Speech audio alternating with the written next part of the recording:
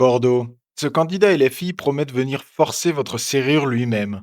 Non, ce n'est pas une blague. Il commence par se moquer de ceux qui connaissent la loi pour justifier son plan. À l'heure où je parle, près de 2000 personnes vont de nouveau dormir dans la rue dans la métropole bordelaise. Il faut d'urgence réquisitionner les logements vacants pour loger tout le monde. Alors, je sais d'avance, et j'y suis préparé, que certains vont nous expliquer, notamment dans les débats que j'aurai à faire, que c'est impossible. Vous savez, les sachants, ceux-là même qui sont en capacité de s'indigner fortement, les gens importants, nous diront, mais comment réquisitionner des biens vacants? Vous ne pourrez pas le faire, c'est impossible, vous êtes populiste. Alors, on va leur expliquer clairement ce qu'on va faire.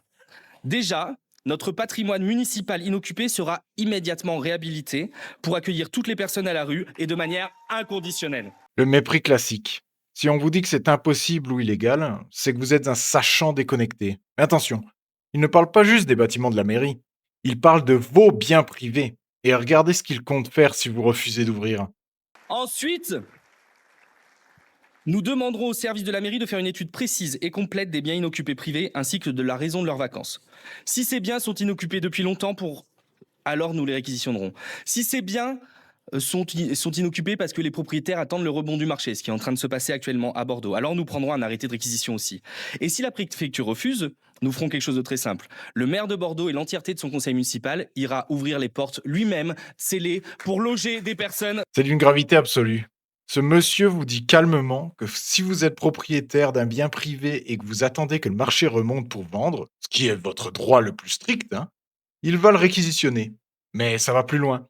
Il dit calmement que si l'État ou la préfecture lui dit non, monsieur le maire, c'est illégal, il ira lui-même, avec son écharpe tricolore, briser les scellés et forcer les portes. Ce n'est plus de la politique, c'est du banditisme d'État. C'est la méthode du Venezuela, le mépris total de la propriété privée et de l'état de droit au nom de la justice sociale. Si un maire commence à cambrioler les logements privés parce qu'il n'est pas d'accord avec la gestion de votre patrimoine, plus personne n'investira un centime à Bordeaux. C'est ça leur projet, la fin de la propriété. Et vous, vous laisseriez le maire défoncer votre porte? Propriétaire, réveillez-vous.